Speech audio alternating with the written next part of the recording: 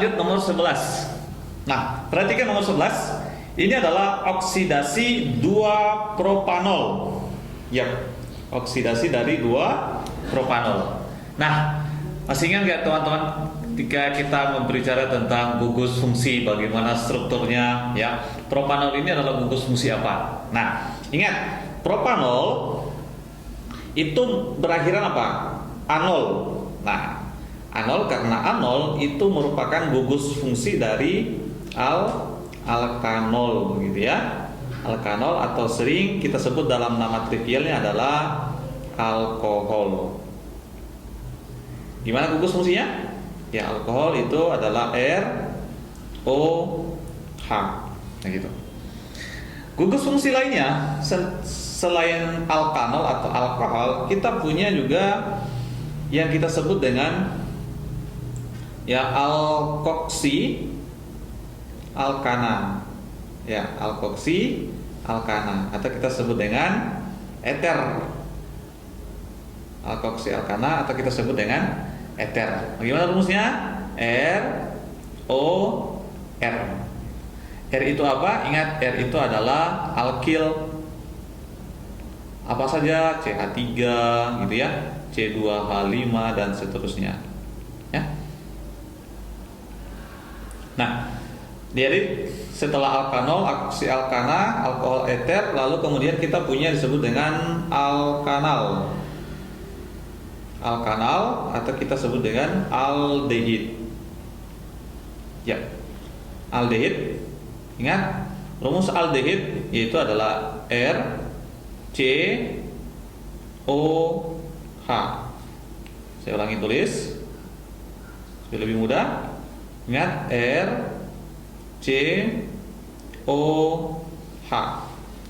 Nah, ini adalah gugus alkanal atau aldehid. Lalu kemudian kita punya namanya alkanon. Iya, bisa ditebak. Itu adalah keton. Bagus.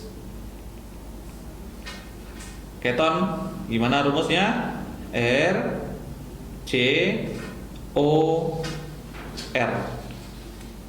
Ya, RCOR. Nah, selanjutnya kita punya asam saya ulang tulis asam alkanoat. Nah gitu. Atau dalam trivialnya disebut dengan asam karboksilat.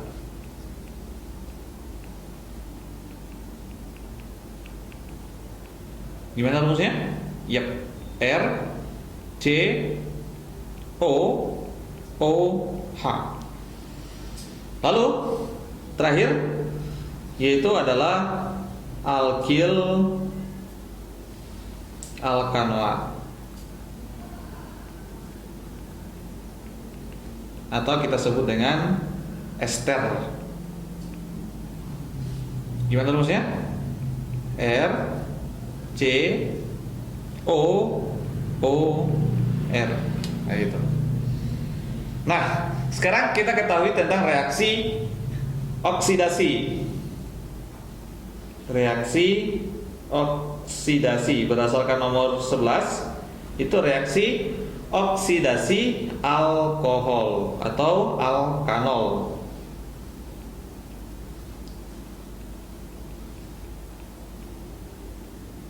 Ya, oksidasi alkohol atau alkanol.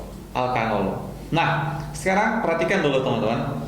Kita harus mengetahui dulu jenis-jenis dari alkohol.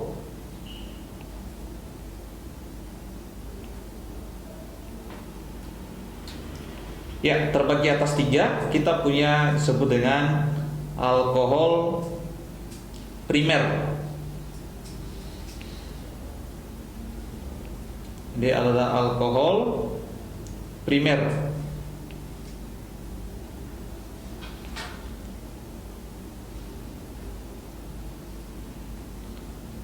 Apa itu? Bahwa C yang mengikat OH ya, mengikat C1C yang lain. Jadi perhatikan, ingat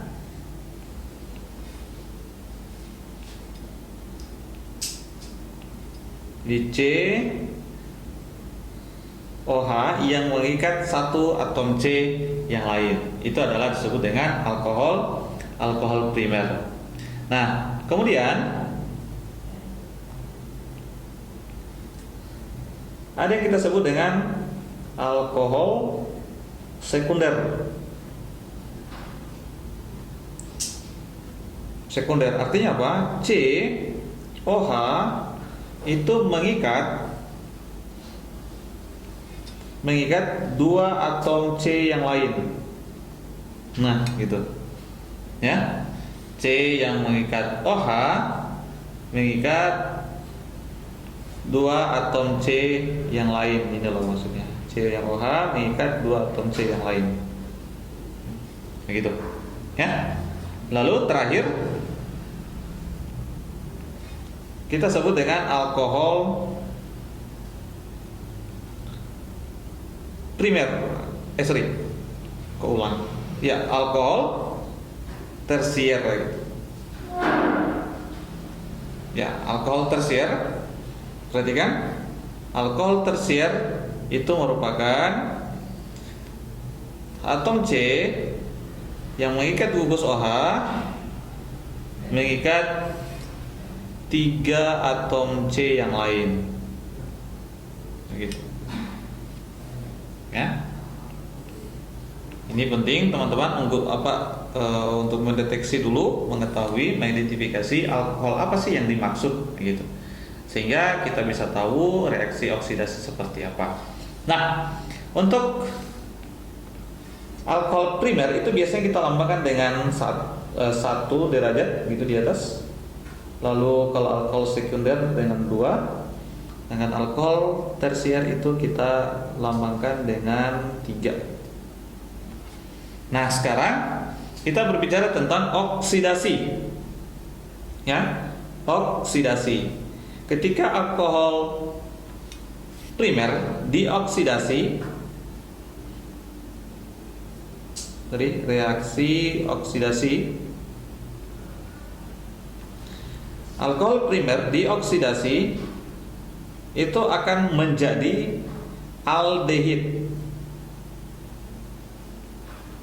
Ketika aldehid dioksidasi kedua kalinya alkohol maksud saya akan menjadi asam karboksilat.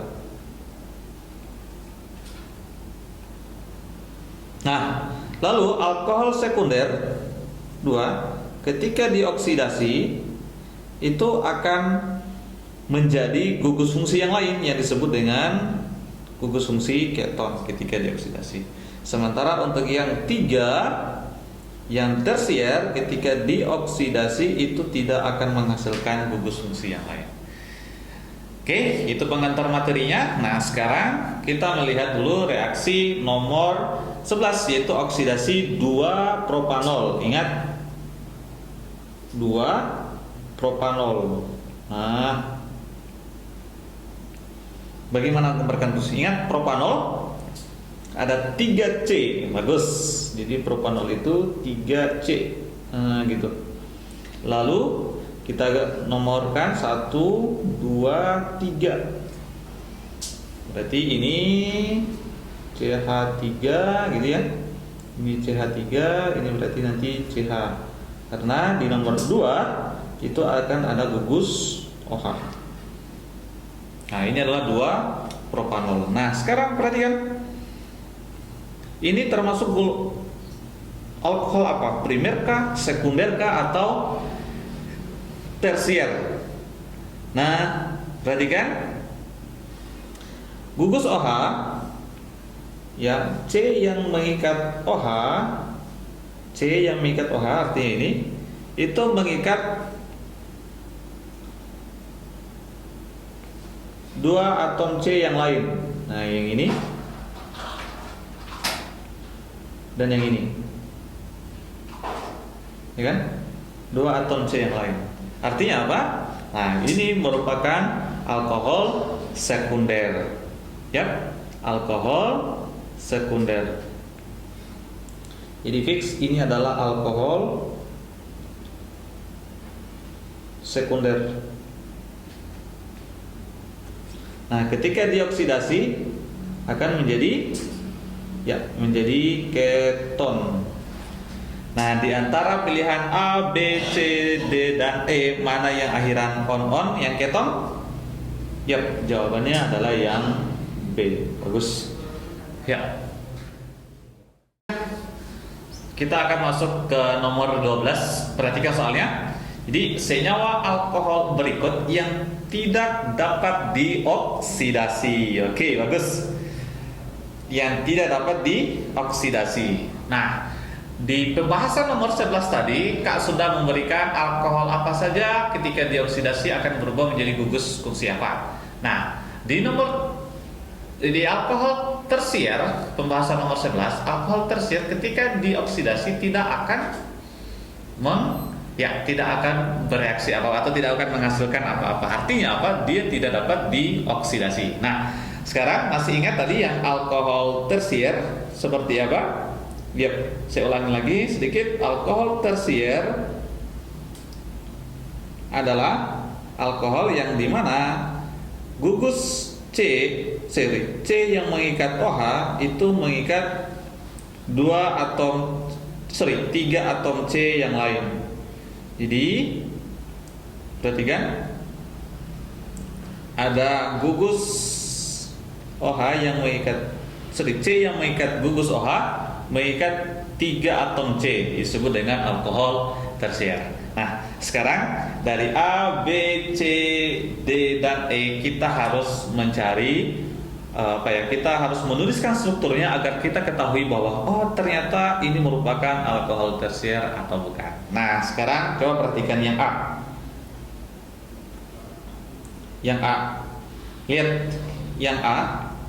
Ini 3 pentanol. Ingat 3 pentanol. Penta itu artinya 5 atom karbon.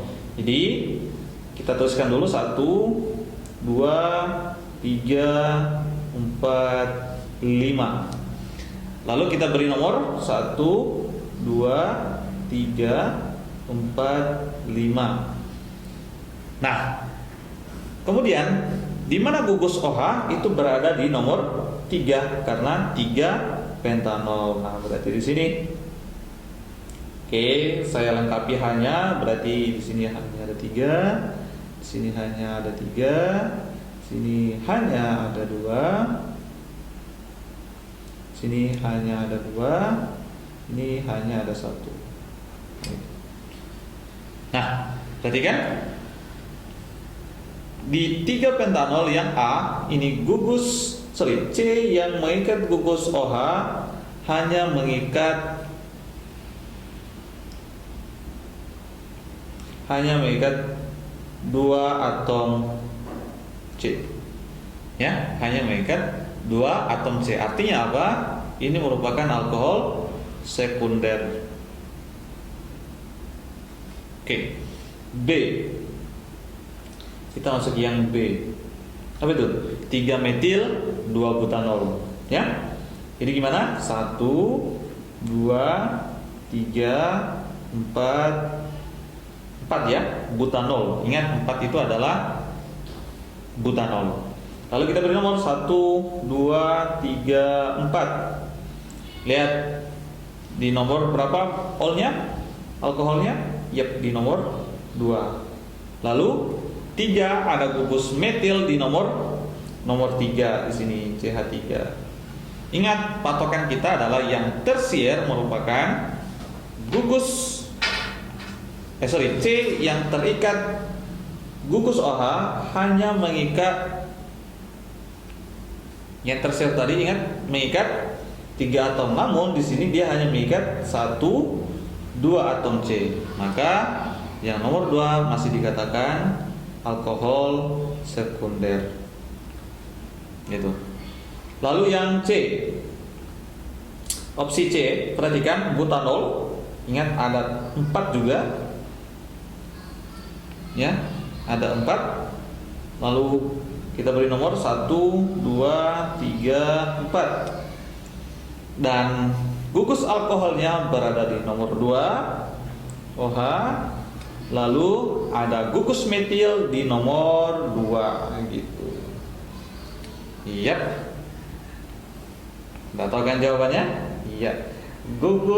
C yang mengikat gugus OH, kita lihat dia mengikat ada 3 atom C, maka yang ini merupakan alkohol tersier. Nah, untuk D dan E nanti teman-teman coba sendiri di rumah ya, untuk bisa membuktikan apakah dia alkohol sekunder, primer atau tersier. Sehingga untuk nomor 12 kita dapat jawabannya yang C. Oke, selanjutnya kita akan mengerjakan soal nomor 13. Nah, perhatikan nomor 13 teman-teman. Ya, di sini kita punya reaksi. Lalu ada ini merupakan haloalkana. Ingat kenapa disebut dengan haloalkana? Karena dia mengikat gugus halogen. Ya, gugus halogen yang dimana golongan 7A yang F, Cl, Br, I gitu ya. Nah, yang ini adalah halogen, lalu ditambahkan sebuah senyawa KOH di sini. Nah, bagaimana hasil reaksinya? Nah, gitu. Oke, teman-teman harus mengetahui dulu beberapa jenis reaksi. Oke, jenis reaksi. Jenis reaksi. Yang pertama kita sebut dengan reaksi adisi. Adisi atau penambahan. Ya, adisi atau penambahan. Di mana nanti teman-teman bisa lihat jika ada penambahan maka ada penambahan satu gugus ya atau yang lain dari yang C rangkap 2 atau alkena akan menjadi yang tunggal itu atau alkana. Dari alkena menjadi alkana. Contohnya seperti apa? Nah, perhatikan dulu contohnya. Nah, contohnya misalkan kita punya C ya, C gini. C. Jadi ada di sini CH2, di sini CH,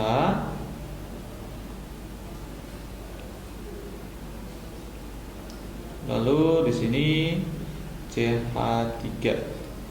Kita campurkan, kita tambahkan dengan HCl. Maka akan menjadi, ingat hukum Markovnikov ya. Markovnikov. Yang Markovnikov perhatikan bahwa H ini akan menuju ke jumlah H yang lebih banyak, sementara yang Cl itu akan menuju ke H yang lebih sedikit. Sehingga hasil reaksinya bisa kita tuliskan. Kita bisa tuliskan C ini hanya dari 2 menjadi 3 ya. Hanya jadi 3. Sementara di sini hanya 1 menjadi ditambahkan dengan Cl. Ya. Ditambahkan dengan Cl. Lalu CH3. Ingat, ini adalah adisi. Kenapa? Karena dari rangkap 2 ya, dari rangkap 2 menjadi tunggal. Dari alkena menjadi alkana. Lalu selanjutnya kita punya reaksi eliminasi. Eliminasi.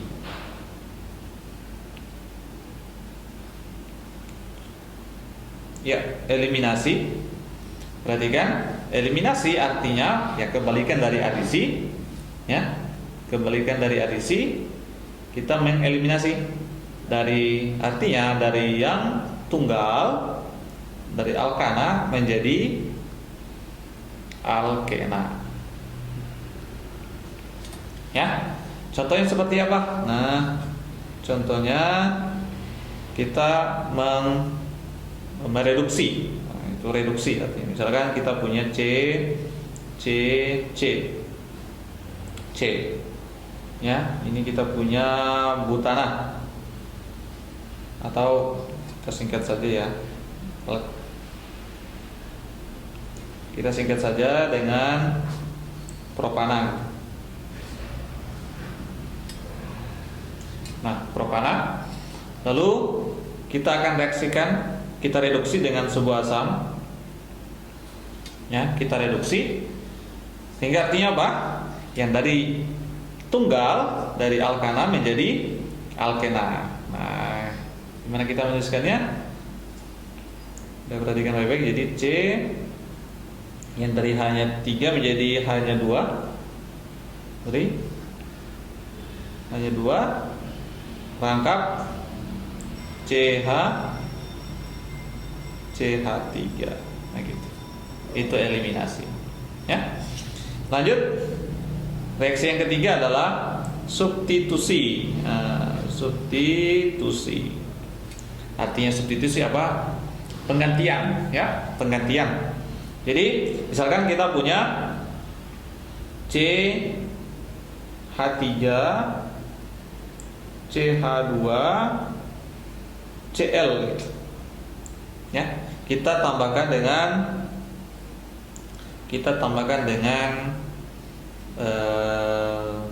misalkan KBr. Ingat, Cl itu muatannya apa? Ya, muatannya minus, sementara ini berarti artinya muatannya plus. Br itu muatannya minus, berarti kita anggap K itu plus. Nah, ingat, maka nanti yang akan berpasangan adalah yang minus ketemu yang plus, dan yang plus nanti akan ketemu yang minus gitu. Ya. Sehingga hasilnya kita bisa tuliskan, hasilnya adalah, ingat dia bertukar ya, berarti CH3 ya, CH2 kembali dengan bertemu dengan Br ditambah dengan KCl gitu. Nah, ini jenis-jenis reaksi. Nah, untuk mengerjakan nomor 13 kita harus mengetahui dulu ini kita kira-kira reaksinya adisi kah, eliminasi kah, atau substitusi. Nah, jika melihat nomor 13, nah ini merupakan reaksi, lihat adalah hal alkana dengan KOH yang gugus pengganti. Itu adalah, ingat kalau teman-teman menemukan gugus pengganti, gugus pengganti itu adalah halogen. Apa saja? F, Cl, Br, dan I. Nah, yang ini akan menandakan bahwa oh ternyata ini merupakan reaksi substitusi. Merupakan reaksi substitusi. Oke, lihat kita reaksikan. Jadi CH3 CH2 ya. Lalu CH2 dengan I kita tambahkan dengan KOH. Nah, perhatikan mana yang plus, mana yang minus. Ini yang minus, ini yang plus, ini yang minus, ini yang plus. Maka ingat, yang minus ketemu yang plus ketemu yang minus. Akhirnya hasil reaksinya itu dapat kita tuliskan menjadi CH3 CH2 CH2OH plus KI. Nah, berarti kan di sini kita punya gugus, ada gugus fungsi, ya gugus fungsi OH. Artinya ini merupakan gugus fungsi alkohol. atau alkanol ya, atau kita sebut dengan alkanol. Nah, di antara jawaban, perhatikan mana yang berakhiran ol-ol? Yap, jawabannya adalah yang B. Itu jawabannya. Oke, selanjutnya kita akan mengerjakan soal nomor 14. Nah, perhatikan baik-baik, nomor 14.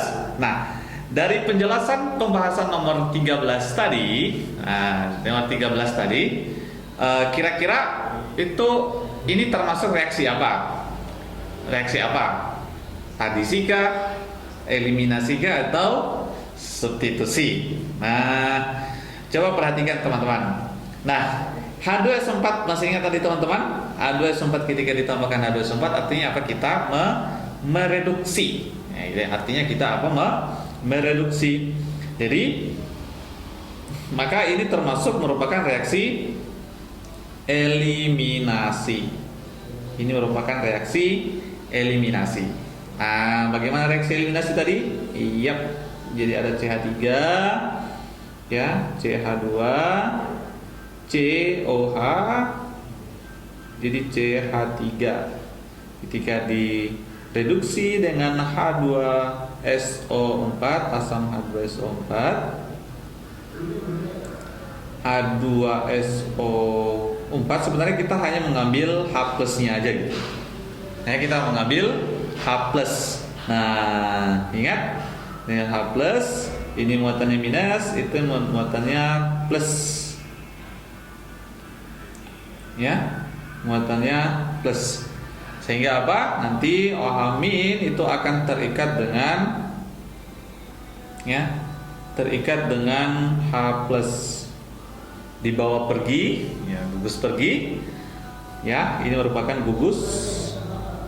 gugus pergi. Ya, sorry tadi yang nomor 11, nomor 13 itu sebenarnya adalah gugus pergi, bukan gugus pengganti ya. Sorry, itu adalah gugus pergi. Nah, karena OH-nya telah pergi, ya, dianya juga telah meninggalkan Anda ya. Oke, jadinya gimana? Yep, jadi CH3, CH2. Ingat, OH-nya udah pergi. Jadinya apa? Sisanya menjadi rangkap. Jadi CH2. Nah, saya menjadi rangkap. Nah, sekarang karena rangkap dari ini apa nih? Yang dari rangkap 1 menjadi rangkap 2. Dari tunggal menjadi rangkap 2 yang kita sebut dengan alkena. Nah, gitu. Alkena. Ingat, akhiran enak. Akhirnya apa? Jawabannya adalah 1, 2, 3, 4, berarti butena. Ya? Butena. Oke, sip. Oke, sekarang nomor terakhir ya, nomor 15.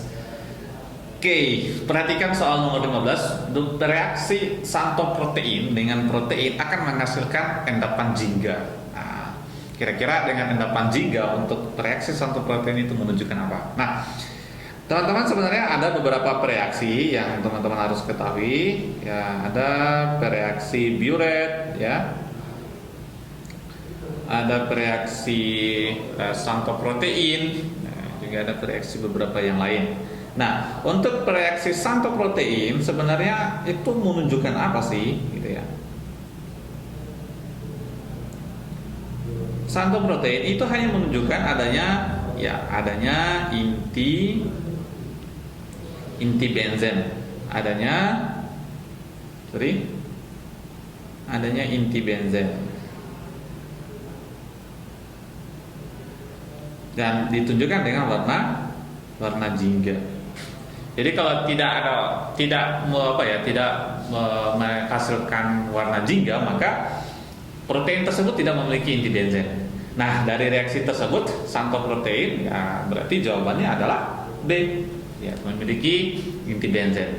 Untuk reaksi biuret dan reaksi lain nanti akan ada soal sendiri yang akan kita bahas dan kita akan bahas secara mendalam di situ. Ya, oke, saya pikir itu. Terima kasih dari pembahasan soal. Saya Mr. Kim. Bye. Assalamualaikum warahmatullahi wabarakatuh.